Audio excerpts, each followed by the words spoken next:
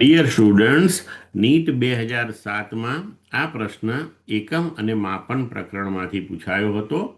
પ્રશ્ન છે, દળ, લંબાઈ, સમય અને પ્રવાહને અનુક્રમે એમ, એલ, ટી અને આઈ વડે દર્શાવીએ તો વિદ્યુત પરિપથમાં અવરોધના પરિમાણ ખાલી જગ્યા થશે.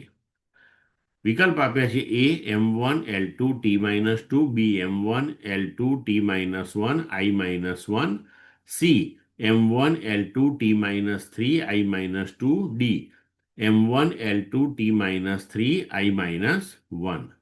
હવે જો અહીંયા પ્રશ્નની અંદર આપણને દળ, લંબાઈ, સમય અને પ્રવાહના અનુક્રમે આપણને પરિમાણ દર્શાવ્યા છે કે જેને આપણે એમ, એલ, ટી અને આઈ વડે રજૂ કરીએ છીએ. અને આપણે હવે અવરોધના પરિમાણ રજૂ કરવાના છે. તો આપણે જાણીએ છીએ કે અવરોધ આર બરાબર વી ભાગ્યા આઈ. તો એનું સૂત્ર પહેલા આપણને ખબર હોવી જોઈએ. હવે વી અપોન આઈ, તો એમાં વી શું છે? તો વી જે છે વિદ્યુત સ્થિતિમાનનો તફાવત છે.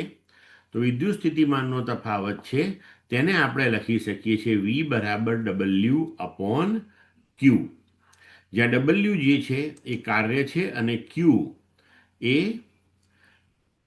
ચાર્જ છે, વિદ્યુત ભાર છે. તો આપણે હવે ક્યુ બરાબર આઈટી મૂકી દઈએ અહીંયા આગળ અને વી બરાબર ડબલ્યુ અપોન આઈ મૂકી દઈએ. બરોબર છે? તો આપણું હવે સૂત્ર બની જશે અહીંયા આગળ કે આર બરાબર W upon i square T. બરોબર છે?